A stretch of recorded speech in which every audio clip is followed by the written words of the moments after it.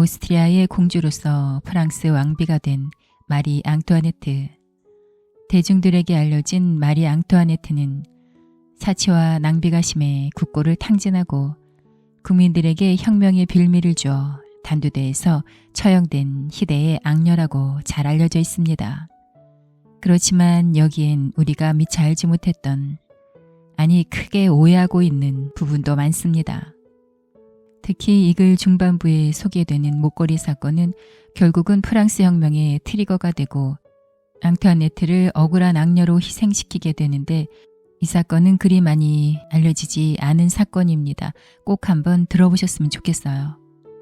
어찌 보면 정략 결혼의 희생물이 된 그녀가 어떻게 그런 오명을 쓰고 비참하게 죽게 되었는지, 그 출생부터 결혼 당시의 국제적인 정치 상황, 그리고 결정적 프랑스 혁명의 단초가 된 그 목걸이 사건까지 차근차근 다룬 이 글을 통해 마리 앙투아네트의 재평가가 이루어지면 좋겠습니다.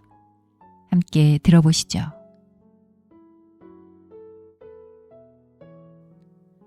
마리 앙투아네트와 루이 16세의 혼인은 아주 전형적인 정략 결혼이었다. 마리 앙투아네트와 루이 16세가 태어나기 전 수백 년 동안 유럽 왕실을 주름잡은 가장 강력한 가문은 합스부르크 가문과 부르봉 가문이었다. 합스부르크 가문은 1273년 스위스 알프스 북부 지역의 작은 봉건 영주였던 루돌프 1세가 독일 선제후들에 의해 신성 로마 독일 왕으로 선출되면서 유럽에 그 이름을 알리기 시작했다. 그 후 합스부르크 가문은 460년 동안 신성 로마 제국의 황제를 배출하는 한편 장장 650년 동안 독일과 오스트리아를 비롯해 헝가리, 이탈리아, 폴란드, 터키, 체첸, 크로아티아, 세르비아 등의 지역을 다스렸다. 합스부르크 가문은 권력을 독점하고 혈통을 보존하기 위해 수백 년 동안 근친 결혼을 거듭했다. 그 결과 점차 치명적인 유전적 결함이 나타났다. 겉으로 드러난 가장 대표적인 유전병은 주걱턱이었다. 그 외에도 낮은 지능, 정신병, 척추기형, 요절 등이 있었다. 그럼에도 합스부르크 가문은 유럽 왕실의 결혼 시장에서 인기가 높았고 여러 나라의 왕실과 친인척 관계를 맺어나갔다. 카를 6세는 신성 로마 제국의 황제로 마리 앙투아네트의 할아버지였다. 그는 황후와의 사이에서 일남 3녀를 두었으나 하나뿐인 아들이 일찍 죽고 말았다. 후계자 문제로 고민하던 그는 왕자가 아닌 공주도 상속자가 될 수 있음을 인정받는 데 성공한다. 1740년 카를 6세가 세상을 떠난 뒤 그의 맏딸이었던 마리아 테레지아가 오스트리아에서 즉위하게 되었다. 그녀가 바로 마리 앙투아네트의 어머니이다. 하지만 유럽의 다른 군주들은 여성으로서 왕위에 오른 마리아 테레지아의 계승권을 쉽게 인정하지 않았다. 마리아 테레지아와 같은 해에 왕위에 오른 프로이센의 프리드리 2세는 선전포고 없이 오스트리아의 영토인 슐레지엔 지역을 점령했다. 마리아 테레지아는 굉장히 자존심이 상했다. 당시 프로이센은 독일의 작은 공국에 불과했기 때문이다. 마리아 테레지아는 약소국이었던 프로이센에게 빼앗긴 슐레지엔 지역을 되찾기 위해 고심했으나 프리드리 2세는 결코 만만한 군주가 아니었고 프로이센의 군대는 당대 최고의 수준을 자랑했다. 슐레지엔 영토를 둘러싼 프로이센과의 전쟁을 시작으로 마리아 테레지아가 계승권을 완전히 인정받기까지 거의 10년에 가까운 시간이 걸렸다. 그 사이 전쟁과 혼인을 통한 동맹이 수차례 이루어졌다. 합스부르크 가문의 상속자로서 마리아 테레지아는 자존심과 제국의 영광을 되찾고 싶었다.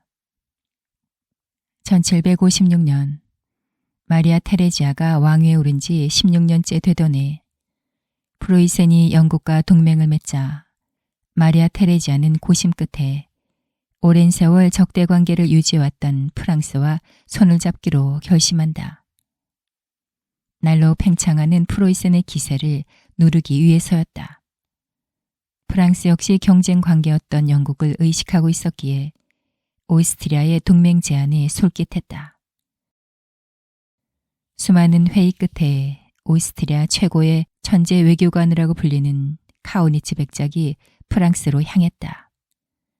그는 루이 15세의 공식 애첩이었던 퐁파드루 후작 부인에게 접근하였고 마침내 오스트리아와 프랑스 동맹을 이끌어내는 데 성공했다. 오스트리아와 프랑스가 동맹을 맺은 것은 유럽 국가들의 힘의 균형을 완전히 바꿔놓은 외교 혁명이었다. 다만 이 동맹은 프랑스 국민들로부터 큰 반발을 샀다. 프랑스 국민들은 수백 년 동안 적이었던 셀 수 없이 많은 전쟁을 치러왔던 오스트리아가 이제는 동맹국이라는 것을 쉽게 받아들이려 하지 않았다.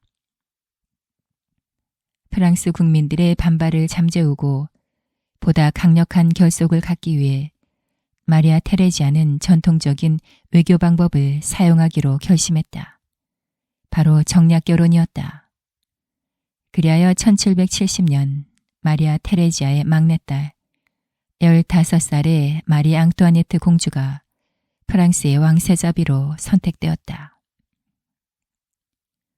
마리아 테레지아는 합스부르크 가문의 공주로서는 드물게 정략 결혼이 아니라 연애 결혼에 성공한 인물이었다.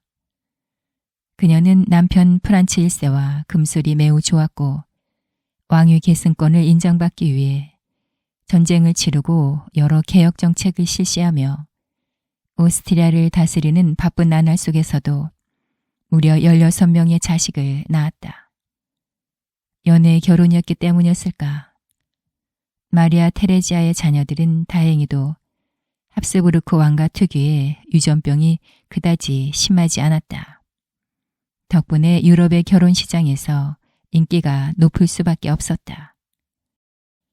실제로 마리아 테레지아는 성인이 될 때까지 살아남은 자식들을 거의 대부분 정략 결혼을 시켰다. 마리아 테레지아가 유럽의 장모라는 별명으로 불리게 된 이유다. 마리 앙투아네트는 오스트리아와 프랑스가 오랜 적대 관계를 청산하고 동맹을 맺기 1년 전인 1755년에 태어났다. 마리 앙투아네트가 태어났을 때 왕궁에는 일찍 세상을 떠난 3명의 언니를 빼놓고도 이미 8명의 언니와 4명의 오빠가 있었고 이듬해는 남동생이 태어났다. 대가족 중에 대가족인 셈이었다. 국정에 바쁜 마리아 테레지아는 자식들을 직접 돌볼 시간이 없었을 뿐 아니라 많은 자식들 중에서 자신과 생일이 같은 넷째 딸 마리아 크리스티나와 차남 카를만 노골적으로 편애했다. 덕분에 마리 앙투아네트는 적당한 무관심 속에서 자유롭게 성장할 수 있었다. 공주라는 신분은 정략 결혼에 필요한 중요한 자산이었다. 마리 앙투아네트는 합스부르크 가문의 공주답게 어린 시절부터 독일어, 프랑스어, 이탈리아어, 라틴어, 악기, 춤, 노래, 역사, 산수, 자수 등을 배웠다. 하지만 안타깝게도 마리 앙투아네트는 공부에 별다른 관심이나 소질이 없었다. 그녀는 집중력이 부족하다는 주의를 여러 차례 들었으나 이를 따끔하게 혼내거나 지적해주는 사람이 주변에 없었기 때문에 크게 신경 쓰지 않았다. 마리 앙투아네트가 10살이 되던 해 아버지 프란츠 1세가 세상을 떠났다.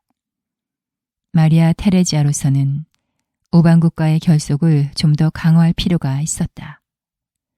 당시 프랑스의 부르봉 왕실은 절대적인 권위를 자랑하고 있었다.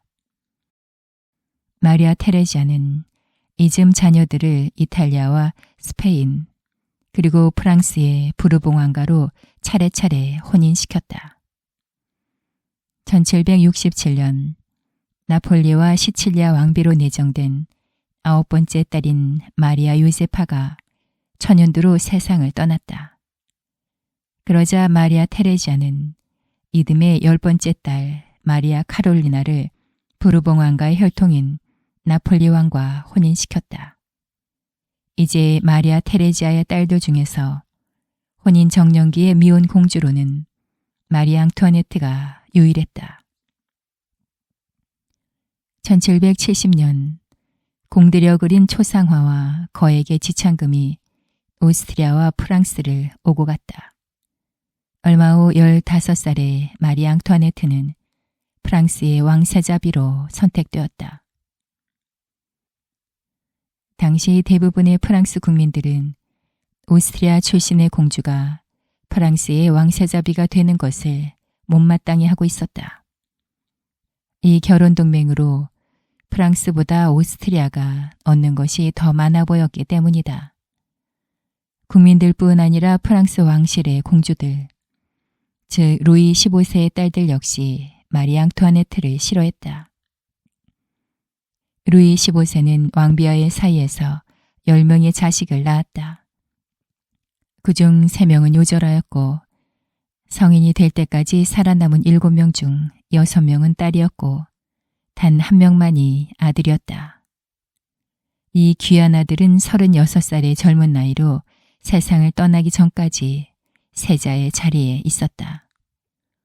그의 이름은 도팽 루이 페르디낭으로 아내와의 사이에서 루이 16세, 루이 18세, 샤를 10세 등을 낳았다. 그는 왕비에게 충실하지 않고 많은 정보들을 두는 것이 관습이 된 프랑스 궁정의 문화를 무척 싫어하였고 루이 15세의 애첩들에게 큰 반감을 가졌다. 특히 동시대를 살았던 마담 퐁파두르와 강력하게 대립하였고 오스트리아와의 동맹에 반대하였다. 귀족들은 세자의 이런 행동에 찬성하였고 그의 누이들도 동조하였다. 그러다 보니 그가 세상을 떠난 후에도 오스트리아와 프랑스 결혼 동맹을 여전히 안 좋은 눈으로 보는 분위기가 팽팽했다. 이 동맹의 배경에 루이 15세의 첩인 마담 퐁파두르의 입김이 작용했기 때문이다. 게다가 프랑스 국민들 사이에서는 마리 앙투아네트가 프랑스에 불행을 몰고 올 것이라는 소문이 돌았다. 마리 앙투아네트는 프랑스에 도착하기 전부터 이미 전 국민적인 미움을 받고 있었던 것이다. 국민 정서와는 별개로 오랜만에 경사를 맞은 왕실에서는 결혼의식을 통해 자신들의 권위를 자랑하고 싶었다. 그 결과 마리 앙투아네트와 루이 16세의 혼인은 두 나라의 자존심 대결이 되었고 온갖 까다로운 예절이 총출동되었다. 1770년 4월 21일 아침 마리 앙투아네트를 태운 마차가 베르사유를 향해 출발했다. 독일 지역에서 프랑스로 넘어가는 지점은 라인강 한가운데 있는 섬이었다. 중립성을 강조하기 위해 이곳에 방 2칸에 살롱 하나가 달린 건물을 지었다. 이 건물의 용도는 단 하나, 마리 앙투아네트가 오스트리아에서 프랑스로 인도되는 의식을 치르는 것이었다. 오스트리아 방향으로 문이 달린 방과 프랑스 방향으로 문이 달린 방 사이에 살롱이 있었다. 이 살롱에서 마리 앙투아네트는 오스트리아 국적을 포기하는 의식을 치른 뒤 스타킹과 속옷을 포함해 모든 옷을 다 벗고 프랑스에서 준비한 옷을 입었다. 모든 과정은 의전을 담당한 귀족들이 지켜보는 가운데서 이루어졌다. 이때 마리 앙투아네트는 어린 시절부터 길렀던 애완견 퍼그와도 헤어져야 했다. 오스트리아에서 가져온 것은 모두 두고 가야 한다는 규칙 때문이었다. 1770년 5월 16일 프랑스 왕실 예배당에서 마리아 테레지아의 막내딸 마리 앙투아네트와 루이 15세의 손자 루이 오기스트가 결혼식을 올렸다. 결혼식이 끝나자 왕실 풍습에 따라 많은 귀족들이 신랑과 신부가 침대로 들어가는 것을 구경했다.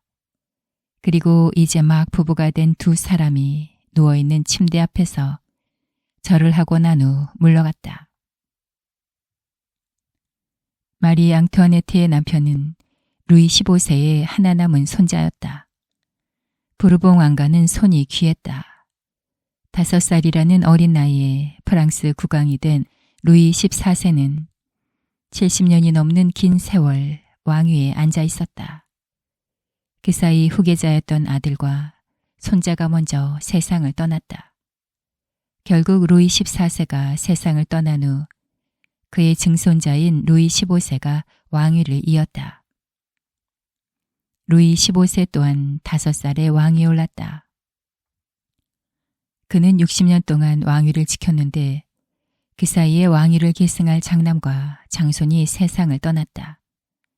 그리하여 루이 15세의 둘째 손자였던 루이 오기스트가 왕위를 잇게 되었다.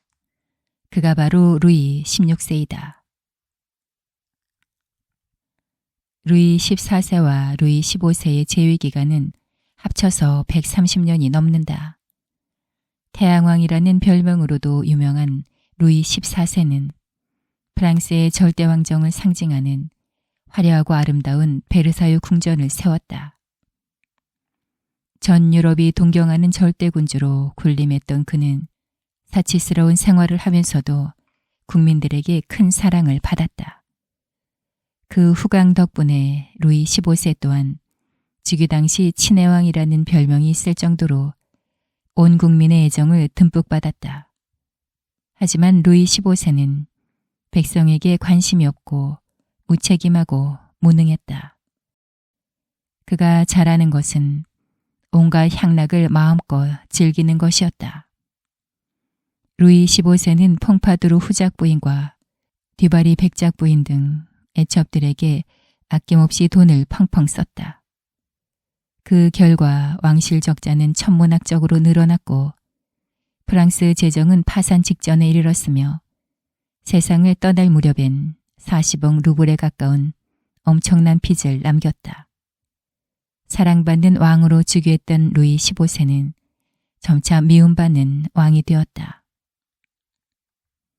루이 15세는 오스트리아와의 동맹으로 다시 국민적 인기를 회복하고 싶었다. 이 동맹이 성공적이라는 것을 널리 알리기 위해서는 얼른 후계자가 태어나는 것이 최고이자 최선이었다. 오스트리아와 프랑스 그리고 전 유럽이 마리 앙투아네트의 임신 소식에 촉각을 곤두세우고 있었다. 하지만 마리 앙투아네트와 루이 16세 사이에서는 좀처럼 아이가 생기지 않았다. 그러자 마리 앙투아네트와 루이 16세의 사생활에 대한 온갖 추측이 흘러나오기 시작했다. 마리 앙투아네트에 대한 저급한 소문이 줄을 이루었는데 레즈비언이다, 암호하거나 몸을 섞는다 등의 확인되지 않는 추문이 파다하게 퍼져나갔다. 루이 15세의 딸들은 한 명을 제외하고는 아무도 시집을 가지 않았고 대부분 베르사유에 남아서 지내고 있었다. 마리 앙투아네트의 시고모가 되는 그녀들은 오스트리아와의 동맹을 반대해왔다. 오스트리아 공주로서 프랑스의 왕세자비가 된 마리 앙투아네트는 대단한 시집살이를 경험해야 했다. 시고모 아델라이드 부인이 마리 앙투아네트를 로트리시엔, 즉 오스트리아 여자라고 조롱하듯 부르고 난 후 로트리시엔은 그녀를 비웃는 별명이 되어버린 것이다. 프랑스어로 오트리슈는 타조를, 시엔은 암캐라는 뜻이었다. 따라서 로트리시엔에는 오스트리아 여자라는 의미뿐 아니라 타조이자 암캐라는 말장난까지 담겨 있었다. 마리 앙투아네트는 자신의 뒤를 따라다니는 소문과 사람들의 시선에 스트레스를 받았다. 여기에 하루빨리 임신을 하라며 그녀를 닥달하는 어머니 마리아 테레지아의 재촉이 더해지자 압박감에 시달리던 마리 앙투아네트는 연극이나 도박 등에 눈을 돌리기 시작했다. 궁정 생활은 물론 아내에게도 관심이 없던 루이 16세는 성격이 내성적이어서 다른 사람들과 어울리는 것을 싫어했다.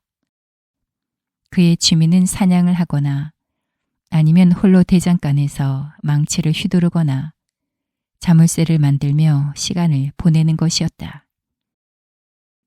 결혼한 지 3년이 지나서도 아이가 생기지 않자 루이 15세는 왕실 의사에게 왕세자 부부를 검진하게 했다. 전해지는 이야기에 따르면 마리 앙투아네트가 아닌 루이 16세에게 약간의 신체적인 문제가 있어 부부관계가 어려웠다고 한다. 어쨌거나 검진을 받은 후 두 사람의 부부관계는 다소 개선되었지만 여전히 임신 소식은 없었다. 그로부터 얼마 후 루이 15세의 건강이 크게 악화되었고 결국 1774년 5월 루이 15세는 64살의 나이로 세상을 떠났다. 같은 해 6월 11일 루이 16세가 대관식을 치르고 왕위에 올랐다. 마리 앙투아네트는 왕비가 되었다. 후계자 생산에 대한 의무와 책임에 있어서 왕세자비와 왕비의 자리가 지닌 무게는 확연히 달랐다. 루이 16세와 마리 앙투아네트의 부부관계는 공공연한 가십거리가 되었다.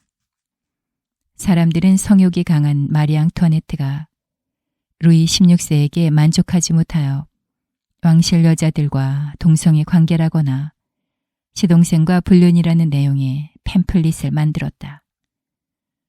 국왕 부부에 대한 조롱과 비난, 특히 왕비에 대한 중상모략은 매우 인기 있는 소재였다. 팸플릿의 인기는 대단했고 외국인 출신의 임신을 하지 못하고 있는 왕비 마리 앙투아네트는 가장 쉬운 공격 대상이었다. 팸플릿을 본 마리 앙투아네트는 충격에 빠졌고 루이 16세는 그녀를 위로하기 위해 뿌띠 트리아농을 선물했다. 베르사유 안에 있는 작고 예쁜 이 궁전은 원래 루이 15세가 정부인 뒤바리 부인을 위해 지은 건물이었다. 베르사유에 도착한 이후 한순간도 사생활이 없는 삶에 질려있던 마리 앙투아네트는 매우 기뻐하며 이곳을 자신만의 아주 사적인 공간으로 만들었다. 뿌띠 트리아농에서 그녀는 사람들 눈을 피해 소수의 친한 친구들만 모여 카드놀이를 하기도 하고 작은 연회나 음악회를 열었다. 또한 근처에 왕비의 작은 마을도 조성했다.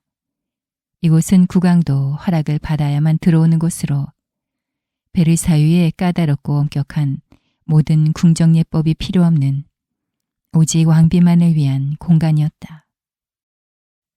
이곳에서 그녀는 불편한 장식이나 코르셋이 없는 편한 치마를 입고 밀짚 모자를 썼다. 이것은 곧 새로운 유행이 되었다. 마리 앙투아네트는 작은 행복을 찾았지만 후계자 문제는 여전히 그녀를 압박하고 있었다. 참다 못한 마리아 테레자는 자신의 장남인 요세프 1세를 프랑스에 보냈다. 1777년 여동생 부부를 방문한 그는 루이 16세와 단둘이 산책을 하며 심도 있는 대화를 나누었고 루이 16세가 포경 수술을 받도록 설득하는 데 성공했다. 그로부터 8개월 후 마리 앙투아네트는 드디어 임신에 성공했다. 이제까지의 추문은 사라지고 왕비 인기는 순식간에 하늘을 찔렀다. 1778년 12월 마리 앙투아네트의 첫 출산을 지켜보기 위해 왕족들과 귀족들이 베르사유로 몰려들었다. 마리 앙투아네트는 12시간의 진통 끝에 딸을 낳고 기절했다.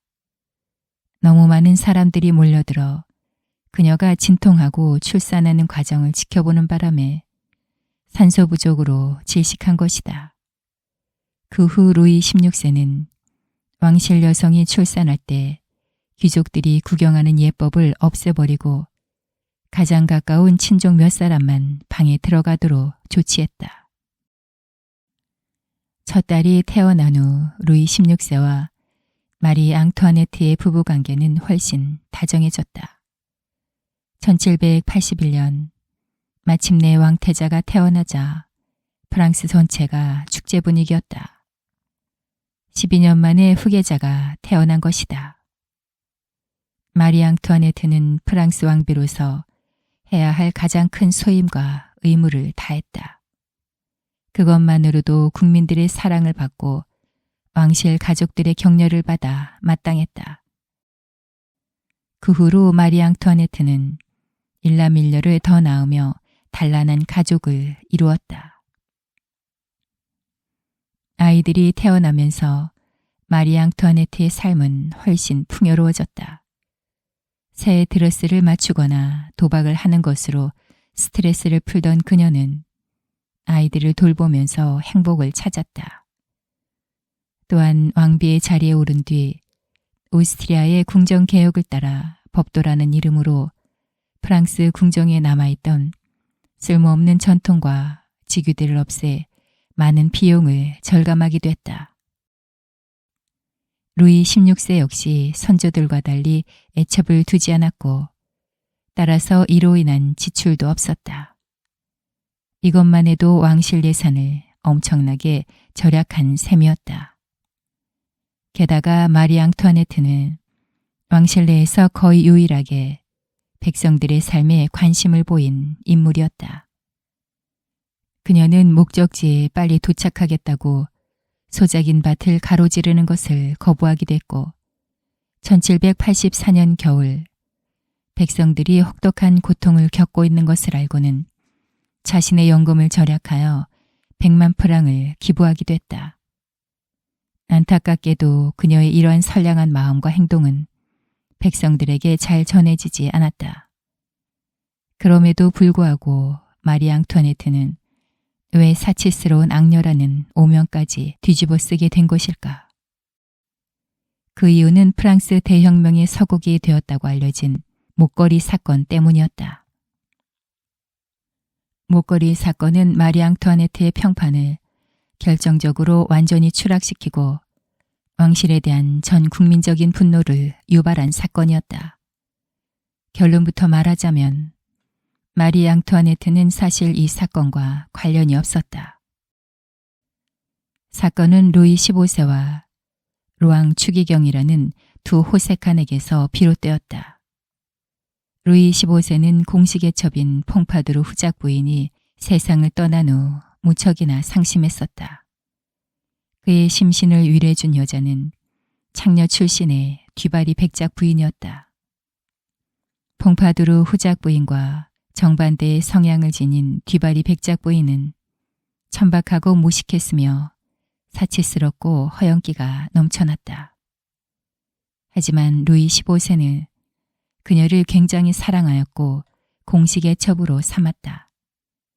애첩들에게 물쓰듯 돈을 펑펑 썼던 그는 뒤바리 백작 부인의 환심을 사기 위해 어마어마한 보석을 선물하기로 결심했다.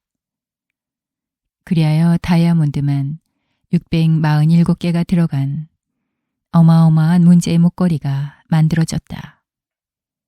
그런데 목걸이가 완성되기 전 루이 15세는 세상을 떠났고 그 직전에 뒤바리 백작 부인도 베르사유에서 쫓겨났다. 주문자는 죽었고 수령 예정인은 쫓겨난 신분이 되었으니 보석상은 목걸이를 완성하고도 어디서도 돈을 받지 못할 상황이 되었다. 이에 그는 루이 16세를 찾아갔다. 루이 16세는 마리 앙투아네트에게 목걸이를 선물하겠다고 했으나 그녀는 그 돈이면 차라리 국방을 정비하는 데 쓰는 게 낫겠다며 거절했다. 그 후 마리 앙투아네트가 왕세자를 낳은 후 보석상은 다시 목걸이 구입을 제안하였지만 그녀는 역시나 거절했다.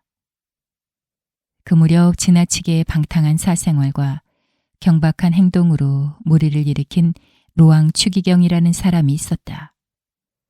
그는 마리 앙투아네트에 대한 모욕적인 조롱이 담긴 팸플릿을 친구들에게 돌린 것이 발각되는 바람에 완전히 그녀의 눈밖에 나게 되었다. 출세를 위해 다시금 왕비의 총애를 얻고자 전전긍긍하던 로앙 추기경 앞에 몰락한 발루아 왕가의 후손인 라모트 백작 부인이 접근했다. 그녀는 로앙 추기경에게 왕비와의 화해를 주선하겠다고 제안했다. 솔깃해진 로앙 추기경은 마리 앙투아네트에게 여러 차례 편지를 보냈고 애정어린 답장도 받았다. 로앙 추기경은 왕비가 자신을 사랑하게 된 것이라고 생각하며 들떴다. 하지만 편지를 쓴 사람은 마리 앙투아네트가 아니라 사기꾼인 라모트 백작 부인이었다. 이 사실을 알 리가 없는 로앙 추기경은 라모트 백작 부인의 주선으로 어느 날 밤 베르사유 정원에서 왕비와 은밀한 만남을 가졌다. 하지만 그가 만난 여인은 마리 앙투아네트가 아니라 라모트 백작 부인이 매수한 창녀였다. 그 후로도 라모트 백작 부인은 마리 앙투아네트와의 친분을 빙자로 로앙 추기경에게 계속 돈을 뜯어갔다. 로앙 추기경을 완벽하게 속인 라모트 백작 부인에게 왕실 보석상도 속아 넘어갔다. 왕실 보석상은 그녀에게 접근하여 문제의 목걸이를 왕비에게 팔아달라고 부탁했다. 목걸이가 탐난 라모트 백작 부인은 왕비인 것처럼 로앙 추기경에게 편지를 보내 목걸이를 사고 싶으니 돈을 빌려달라고 말했다. 이번 기회에 마리 앙투아네트에게 제대로 잘 보이고 싶었던 로앙 추기경은 목걸이를 사서 왕비에게 전해줄 것을 부탁하며 라모트 백작 부인에게 거금을 건넸다. 제대로 한 몫을 챙긴 라모트 백작 부인은 대금은 나중에 지불하겠다고 약속한 뒤 왕실 보석상에게 목걸이까지 챙겨받았다. 돈과 목걸이를 손에 넣은 라모트 백작 부인의 남편은 런던으로 가서 다이아몬드를 따로따로 팔아 또다시 현금을 챙겼다. 200만 루브르에 달하는 거금과 목걸이가 라모트 백작 부인 손으로 들어가 사라졌다. 얼마 후 라모트 백작 부인도 종적을 감췄다. 시간이 지나도 목걸이 대금을 받지 못한 왕실 보석상이 마리 앙투아네트를 직접 찾아갔다. 마리 앙투아네트는 황당했고 루이 16세 역시 왕비를 내세운 이 황당한 사기극에 분노했다. 3일 후에 발각된 라모트 백작 부인은 재판장에 끌려왔다. 대중들은 마리 앙투아네트와 어마어마한 보석이 관련된 이 사기극에 열광했다. 진실 여부와 상관없이 마리 앙투아네트에게 엄청난 비난이 쏟아졌다. 사치스러운 왕비 마리 앙투아네트는 마치 로앙 추기경과 불륜을 저지른 뻔뻔하고 나쁜 여자로 사람들의 입에 오르내렸다. 왕비의 평판이 땅에 떨어지는 사이 로앙 추기경은 사면을 받고 종신 금고형에 처해진 라모트 백작 부인은 탈옥하여 영국으로 도망갔다. 그곳에서 그녀는 마리 앙투아네트가 로앙 추기경과 은밀한 만남을 가졌으며 목걸이도 받았다며 회고록을 발간하여 끝까지 프랑스 왕실의 명성에 먹칠을 했다. 외국 출신의 아름다운 왕비, 거액의 보석, 호색한 추기경이 얽힌 목걸이 스캔들은 프랑스 전역을 달궜다. 왕비에 대한 증오는 하늘을 찔렀고 자극적인 내용의 팸플릿들이 넘쳐났다. 어디에서나 사치스럽고 음탕한 마리 앙투아네트를 욕하는 소리가 들렸다. 계속되는 전쟁, 재정 파탄, 거듭된 자연재해, 식료품 가격 폭등 등으로 백성들의 삶은 고된 날들의 연속이었고 반대편에서는 귀족들이 호화로운 생활을 하고 있었다. 부글부글 끓어오르던 불만은 목걸이 사건을 계기로 폭발했다. 백성들은 귀족이 아닌 왕실을 욕하면서, 특히 왕비를 욕하면서 훨씬 큰 쾌감을 느꼈다. 진실 여부는 상관없었다. 사악한 왕비 마리 앙투아네트는 백성들의 고열을 빨아먹는 나쁜 여자로 우뚝 섰다. 독일의 문학가 괴테는 목걸이 사건이 프랑스 혁명의 서곡이라고 분석했다고 한다.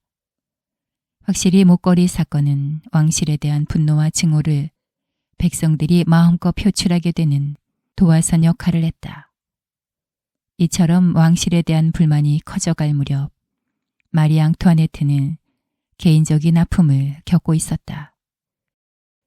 1787년엔 사랑하는 막내딸 소피엘렌 베아트리스 공주가 어린 나이로 세상을 떠난 것이다. 루이 16세 역시 최악의 상태를 맞은 프랑스 재정을 회복하기 위해 추진하던 개혁이 귀족들의 반대로 무산되면서 우울한 나날을 보내고 있었다. 개혁의 실패 이후 루이 16세는 정치에 흥미를 잃고 사냥을 하거나 술을 마시는 것으로 시름을 달랬고 종종 울기도 했다. 하지만 재정 문제를 마냥 방치할 수는 없었다. 루이 16세가 즉위했을 때 프랑스 재정 문제는 이미 심각했다. 거둬들인 세금의 60%가 루이 14세와 루이 15세가 남긴 빚의 이자를 갚는 데 들어가고 있었다. 그 와중에 루이 16세는 영국을 견제하기 위해 미국 독립전쟁에 참여했다. 백성들의 삶은 이미 파탄 상태였다. 그대로 있다간 프랑스가 위태로울 지경이었다. 결국 1789년 5월 국가 파산을 막기 위한 최후의 수단으로 175년 만에 삼보회가 소집되었다. 1신분 성직자, 2신분 귀족, 그리고 3신분인 시민이 한자리에 모였다. 정치에 참여하게 된 새 신부는 재정 문제 해결보다는 이번 기회에 자신들의 정치적 입지를 확고히 하고자 줄기차게 국왕 면담을 요구했다. 그런 상황에서 왕세자이자 장남인 루이 조제프 왕자가 죽음을 맞았다. 슬픔에 빠진 마리 앙투아네트는 정치 상황을 돌아볼 여력이 없었다. 하지만 삼보의 소집을 계기로 혁명은 빠르게 일어나기 시작했다. 1789년 6월 3신분 대표들은 스스로 국민의회라고 선언하고 입헌 군주제를 추진했다. 7월 파리 민중들이 바스티유 감옥을 습격했다. 혁명의 시작이었다. 혁명의 열기는 점차 시민들 사이로 걷잡을 수 없이 번져나갔다. 뜨거운 여름이 지나고 난 10월, 성난 파리의 민중들이 베르사유를 공격했다. 왕실 호위병들은 민중들의 손에 살해되었고 왕궁 안으로 군중들이 난입했다. 루이 16세와 마리 앙투아네트를 비롯한 왕실 가족은 파리의 티를리 궁으로 이송되어 유폐되었다. 혁명이 시작되었을 당시 입헌 군주제를 주장하는 온건파가 큰 힘을 얻고 있었다. 비록 귀족과 왕실에 대한 증오나 분노도 강했지만 군주에 대한 일말의 경외감은 남아있는 상태였기 때문이다. 하지만 다른 프랑스의 군주들과 마찬가지로 백성에 대해서 무지했던 루이 16세와 마리 앙투아네트는 혁명을 인정할 수가 없었고 그들의 눈에는 온건파 세력도 너무나 과격한 폭도 같아 보였다. 1791년 6월 왕실 가족은 탈출을 시도했다. 그러나 국경을 넘기도 전에 발각되었고 결국 다시 파리로 끌려왔다. 이 사건으로 백성들 사이에 그나마 남아있던 왕실에 대한 일말의 권위조차 완전히 사라졌다. 백성들을 버리고 외국으로 도망가려 한 왕과 외국인 출신 왕비는 공공의 적이 되었다. 여기에 8월부터 시작된 프랑스 혁명의 불씨가 옮겨올 것을 염려한 프로이센과 오스트리아를 중심으로 한 유럽 군주들의 반프랑스 혁명 동맹으로 인해 마리 앙투아네트는 오스트리아의 첩자라고 의심을 받았다. 이런 상황들이 겹치면서 입헌 군주제 대신 왕정을 폐지하고 공화정으로 가야 한다는 급진파가 급부상했고 1792년 8월 왕정 폐지를 주장하는 시민들이 티릴리 궁을 공격했다. 루이 16세는 이미 폐위되어 그의 신부는 프랑스 시민 루이 카페로 강등되었다. 왕실 가족, 아니 루이 카페와 그의 가족들은 궁전이 아닌 탕풀에 있는 건물로 거처를 옮겼다. 9월에는 공화정이 선포되었다. 12월, 루이 16세는 법정으로 끌려갔고 이듬해인 1793년 1월 3일 동안 열린 재판과 투표 끝에 그에게는 국가 반역죄로 사형이 확정되었다. 사형 집행일 전날인 1월 20일 밤, 루이 16세는 6주 만에 가족과 재회할 수 있었다. 다음 날 아침, 단두대에 오른 그는 시민들의 함성과 북소리 속에서 머리가 잘렸다. 루이 16세의 죽음 이후 혁명의 광기는 더욱 거세졌고 남은 왕실 가족의 운명도 기약하기 어려워졌다.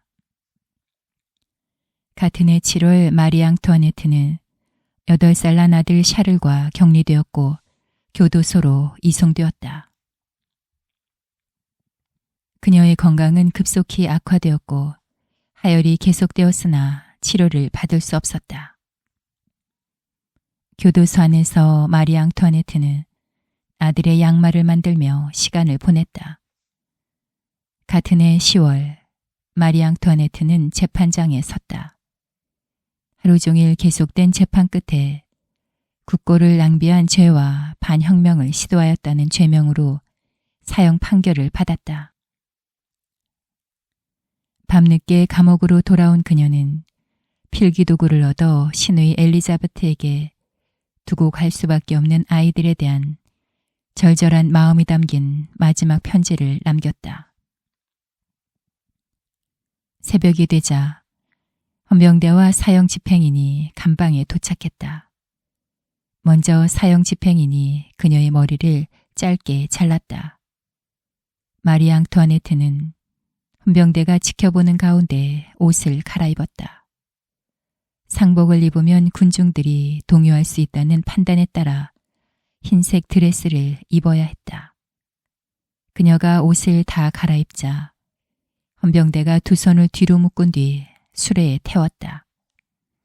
루이 16세와 달리 마리 앙투아네트가 사형장으로 가는 길은 군중들에게 완전히 공개되었다. 수레가 지나갈 때마다 사람들은 아기의 잔말들을 소리쳤고 침을 뱉기도 했다. 마리 앙투아네트는 담담하게 단두대로 올라가던 중 실수로 사형 집행인의 발을 살짝 밟았다. 그녀는 곧바로 사과했다. 실례했습니다. 일부러 밟은 것은 아니었어요. 이것이 마리 앙투아네트가 남긴 마지막 말이었다. 형이 집행된 후 마리 앙투아네트의 머리는 군중에게 공개되었다. 군중들은 열광했다.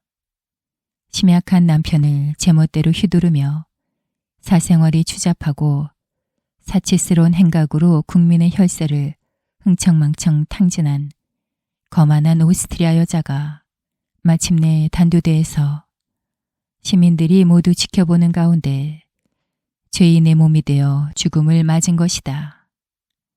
이듬해 신의 엘리자베트 역시 사형에 처해졌고 마리 앙투아네트의 죽음 이후 재화공에게 맡겨져 재교육을 받던 샤를도 9살의 어린 나이에 결핵으로 세상을 떠났다.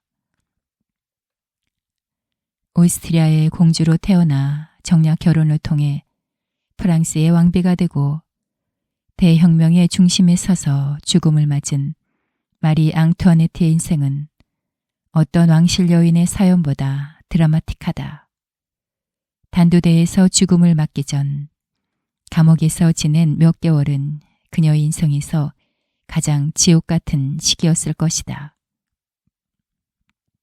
하지만 그녀는 마지막 순간까지 왕비로서의 위엄과 긍지를 잃지 않았다고 한다. 마리 앙투아네트의 기품 있는 모습은 점차 간수들을 감화시켰고 혁명파 사람들도 그녀에게 존경을 표했다. 마리 앙투아네트의 명성은 황금빛이 찬란하던 베르사유 밖으로 나온 후부터 높아지기 시작했는지도 모른다. 왕궁에 살 때는 공공연한 비난과 분노, 조롱과 분풀이 대상이었던 마리 앙투아네트는 오히려 혁명으로 인해 왕궁을 벗어난 후 진짜 왕비가 되었다.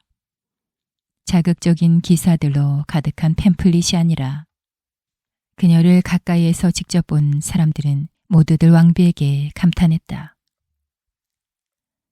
혁명의 광풍이 지나간 후 왕정이 복고되자 그녀의 시신은 남편 루이 16세와 함께 발굴되어 왕정 묘지에 안치되었다. 혁명이 지난 후 유일하게 살아남은 마리 앙투아네트의 딸 마리 테레즈는 앙굴렘 공과 결혼하였고 1851년 72세로 사망했다. 두 사람 사이엔 자식이 없었기 때문에 마리 앙투아네트의 후손은 아무도 남아있지 않게 되었다. 살아있을 땐 모든 사생활이 낱낱이 까발려지고 온갖 추문의 주인공이 되었던 마리 앙투아네트. 그녀는 자신에게 찾아온 비극적인 죽음을 받아들임으로써 우아하고 신비로운 왕비로 역사에 남았다.